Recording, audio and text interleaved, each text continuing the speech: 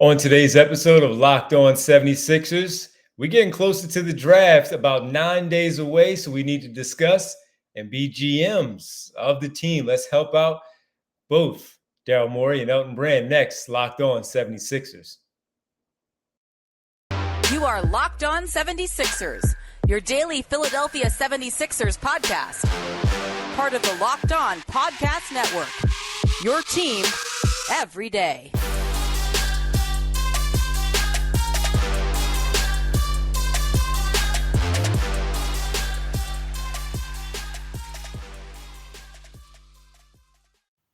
Bring home a slam dunk. Introducing NBA Jam Shaq Edition from Arcade 1UP. Pre-order now to play with legends.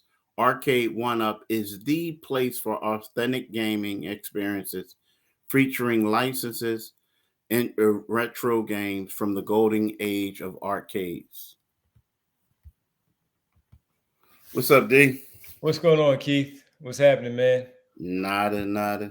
Not a lot. We got to thank everybody and welcome you. Are Locked On 76ers. I'm Devon Givens from 97.5 The Fanatic Radio in Philadelphia, alongside my co-hosts and partner, as always, Keith Pompey, Sixers beat writer for TheInquirer.com. Thank you for making Locked On 76ers your first listen every day. And remember, Locked On 76ers is free and available on all platforms, including YouTube here at Locked On 76ers. Well, Keith, we're about 9 days away from the NBA draft. Next Thursday, June 23rd, the 76ers hold the 23rd selection in the first round in the draft. And while things may be set with their starting lineup, specifically with the top four, Embiid, Harden, Harris, and Maxey, and depending on how you look at things with Matisse Thybulle being the fifth starter, George Niang, we talked about him already on the podcast. We've already spoken about both Shake Milton and Furkan Korkmaz, their potential future with the team as well. And now we need to just simply look at what's going on with this team with that 23rd overall pick. There are a lot of ways that they can go. Keith, Daryl Morey, the president of basketball operations, and of course, Elton Brand, the general manager, getting the pick back, defer the Brooklyn in the trade for Harden and Simmons, deferring it back to Philadelphia. We've covered that part, but for people who haven't heard us much, Brooklyn in the trade for Ben Simmons, James Harden coming to Philadelphia, the Sixers sent the first-round pick, this 2022 first-round pick, to Brooklyn, and with the option of deferring it. And Brooklyn did just that. They'll get the 2023 first-round pick next season. So, Keith, a lot of different options, though, the way that the Sixers could go, taking a young player at 23, maybe helping out. I don't know how you feel about that, or packaging it in a deal and maybe bringing another body. Yeah, I think packaging it in a deal and bringing in another body is probably the best way to go.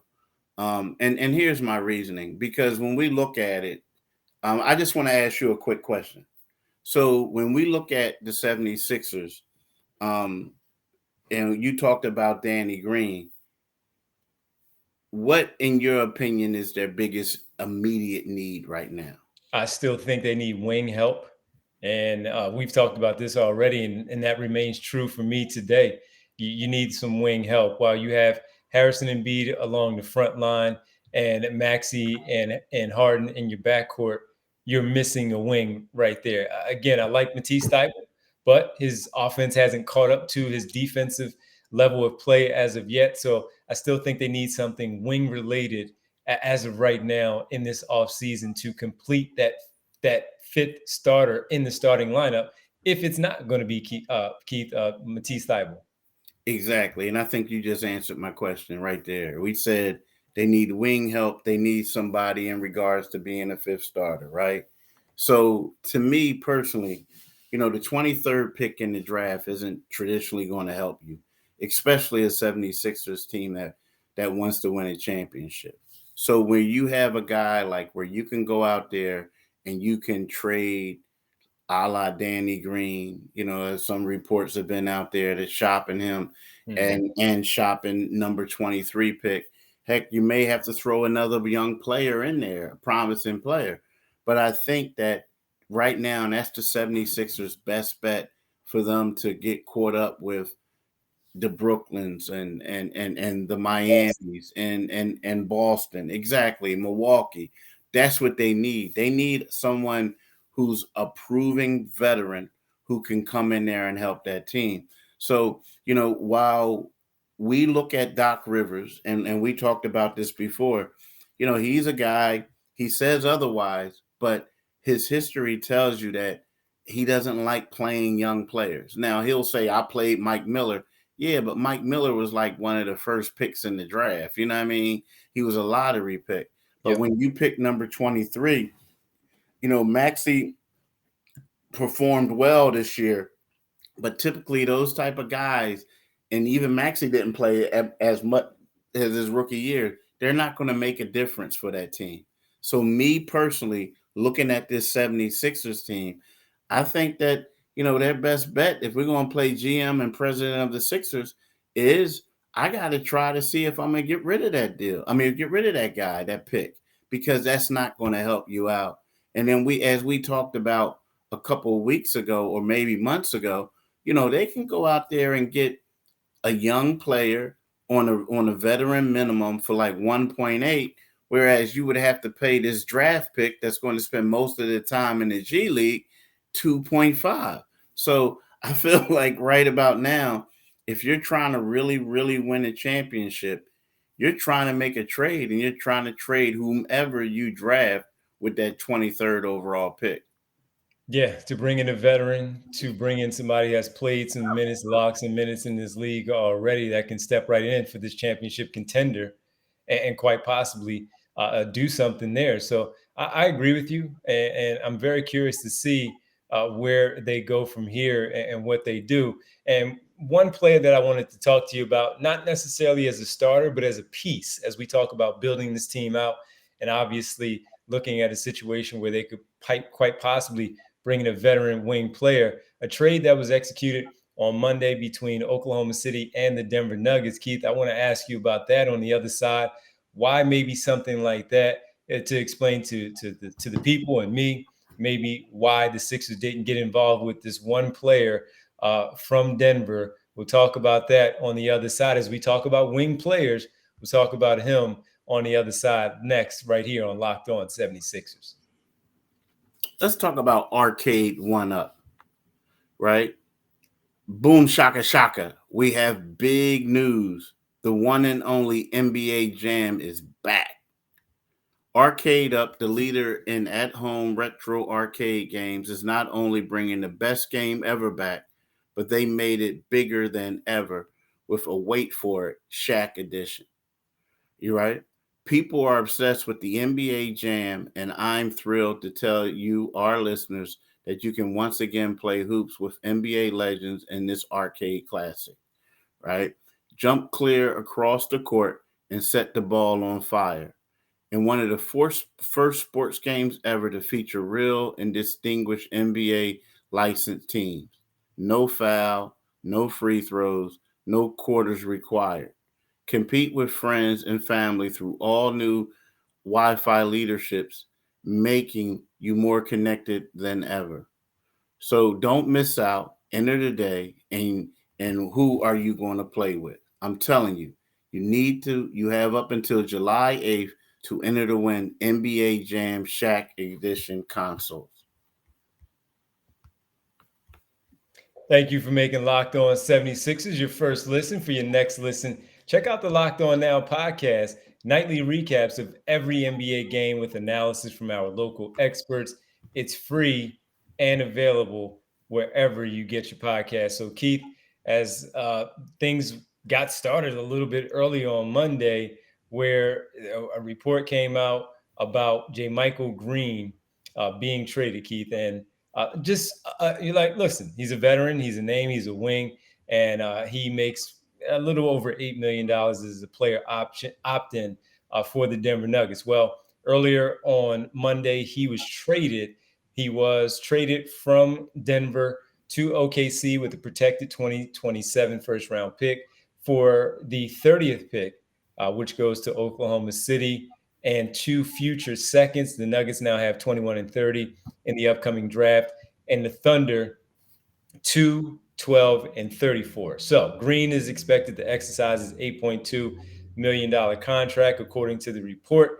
So with that, Keith, a player like J. Michael Green, bench player, role player, play 20 plus minutes.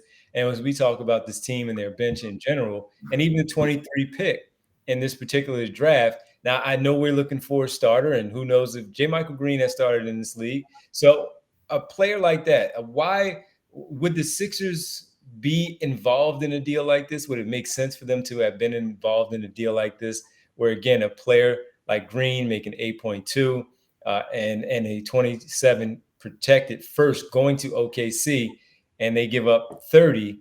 Would the Sixers have been would it have been in their best interest to maybe peek around and see if J. Michael Green would have been a, a good addition for this roster? I think it would have. I mean, when you look at J. Michael Green, we're talking about depth that you're going to add. Like he's probably not going to be a starter, but Right. but also when you look at it, OKC is one of those teams that always wants um, Draft picks. draft picks. I mean, they're also a team that has three draft picks in this. That it had three draft picks in this draft. I think that when you look at it, you're saying to yourself like, do I really want the 23rd pick? And then who also do the 76ers have that they can offer us? Like, because let's face it, I think that OKC now is starting to get into that different phase where they're going to bring in certain players, but also don't get it twisted. Like they're looking to get players to where that they can have, but they can also shop possibly a little bit later on. I don't know if I'm the Sixers, if I'm willing to give up. I mean, are you saying go get that Michael Green? Am I willing to give up? Like, who do you have on your roster that you think that they could take, right? That you know what I mean? That Denver is actually saying, "Oh, I want this guy." Well, I guess in a sense because of Danny Green's season, probably on the shelf, absorb that money and maybe make a decision on deciding to not pick up his option as a player option, if that's possible within the rules of what Danny Green's contract states.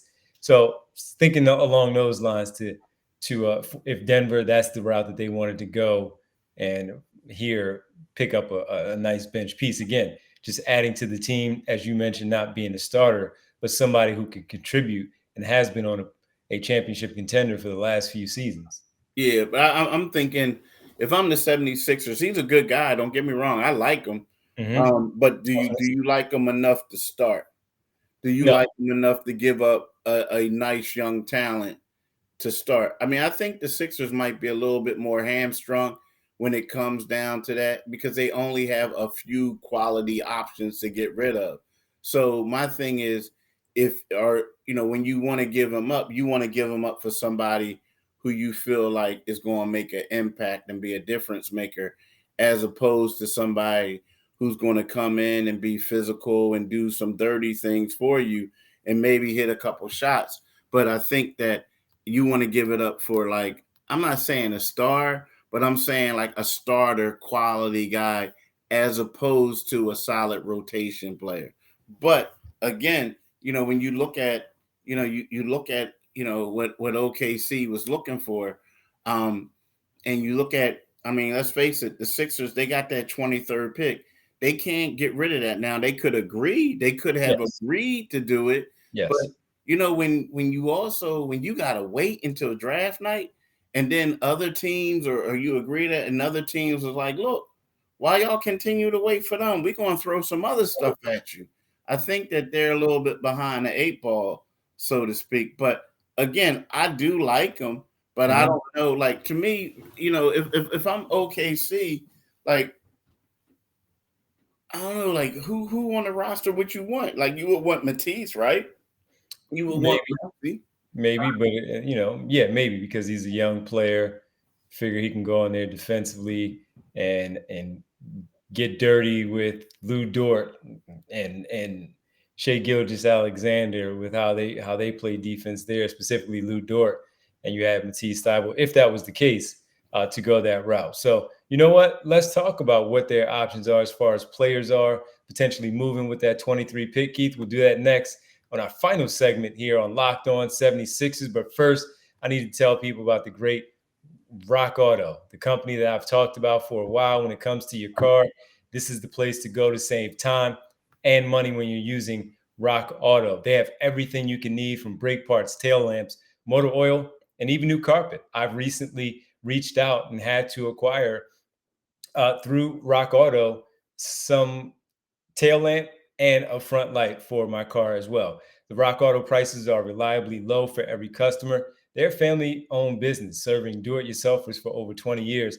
So they'll have you covered. They'll treat you right. Why choose to spend 30, 50, or even 100% for the same parts from a chain store or a car dealership? Check out the great people at Rock Auto. Go to rockauto.com right now. See all the parts available for your car or truck right locked on in there. How did you hear about us box so they know we sent you? Again, amazing selection, reliably low prices, all the parts your car will ever need. That's at rockauto.com.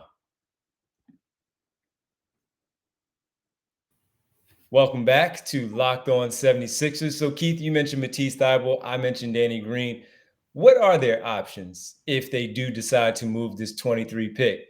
Is it going to be something straight up? Do they have to attach a player on the current roster to potentially make a deal work to get that type of player back that we're talking about? And any potential scenario as far as moving 23 and possibly a body as well? I mean, I think the type of player that they want to get, they're going to have to bring somebody else. They're going to have include another salary with it. I Well, mean, Danny because Green in that 10 million. yeah, Danny Green, 10 million. And depending on the type of player, you may have to add in maybe a Matisse Thybulle with it as well. Like, you know what I mean? I'm just saying because I get it, like the draft pick, but they're basically drafting a player. I mean, you know what I mean? So it's not like, hey, we're just going to give you this draft pick. What they're doing is they're like, let's just say if they draft Jaden Williams at number 23.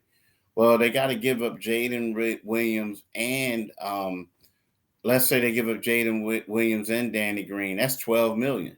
That's Right. 12.5. So basically that's what you're really working with. Somebody who can make similar to that, in my opinion, right?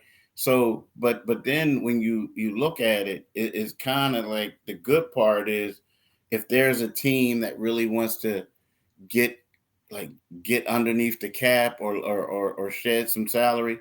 Well, I mean, they have until July 1 to decide what they want to do with Danny. So they'll probably like waive him. They could waive him, and then all of a sudden they got rid of the guy who was making 12, and Yep. then they got 10 million in free cap space if Mm-hmm. you want to do it that way. So I just think that you just giving up that pick, just that pick, is really not helping the team out. Now, let's just say, for instance, a team like now, some people may not agree with this because some people may say we want more. But here, just listen to me right now. So, the guy Alec Burks, who used to play for the Sixers, So Alec Burks is a guy who is making $10 million this year. But the New York Knicks really have to clear up a lot of cap space to go out there and attract a free agent. They want Jalen Brunson, they want to pay him a lot of money because they don't want him to re-sign with Dallas, right? So if you can get rid of a guy like what's his name, Alex Burks contract, right? If you can get rid of him, like what they could try to trade him somewhere else, or they could waive him and try to stretch his deal and open up the cap space, or excuse me, C, you can go out there and say to the Sixers, all right, we'll take this draft pick off you, but we also want Danny Green. So then next thing you know, after they waive Danny Green, they'll have like $7.5 million of free cap money to do something with him. So it's and I'm just saying, I'm not saying the Sixers are going to deal for him, but I'm just giving you an example of something that could work. Now, some people might say, but why are we going to give up all that for Alec Burks? we're going to give a late first round pick for him. Well, I mean, a late first round pick tends to be a rotation player. Late first round picks tend to don't have longevity in the NBA either. So while people are like getting upset, we're going to give a first round pick for that. I mean, last I checked, Alex Burke was a pretty good player when he played for the 76ers. And you're thinking about it, you're giving up a guy in Danny Green who's not expected to play right now. And he's older and this and that. So, but I'm talking long-winded, but at the same time, what I'm trying to tell you is that that's the type of option that the Sixers can make. And then you also have to factor in we talked about this before with the date that Danny Green has, or the team has on Danny Green in the event that they don't move him too, Keith, that, they still have a date to decide on the team option for him for that $10 million as well. So a lot of work to do, of course, for both Daryl Morey and Elton Brand as we get closer to the June 23rd, 2022 NBA draft. We got to thank everybody for making Locked On 76ers your first listen every day. On our next episode, we'll dive deeper into the team as well. We'll also check in on the NBA Finals Game 5, Golden State and the Boston Celtics. Now make your second listen Locked On NBA, where Locked On experts covering the biggest stories around the NBA every Monday through Friday in less than 30 minutes. Is free and available wherever you get your podcast. Keith, let the people know where they can find us. You guys could find us on this YouTube Locked On YouTube channel. But what you need to do is you need to click on the Liberty Bell, and that way you can subscribe to us. Secondly, wherever you can subscribe to your podcast at or listen to podcast at, you can subscribe to us. But if you want to get the YouTube channel, make sure you click on that Liberty Bell. And thirdly, you can follow my man Divine Givens, and is at Divine G975 on Twitter. You can also follow me on Twitter at Pompey on Sixers. And we don't always agree on things, so y'all don't got to complain to one of us about the other. But it's all good. That's just an inside joke. It's supposed to be. You're not always supposed to agree on things. That's sports. That's life. But that's definitely sports. Keith, thanks, man. We'll definitely catch up tomorrow, man. Talk to you then.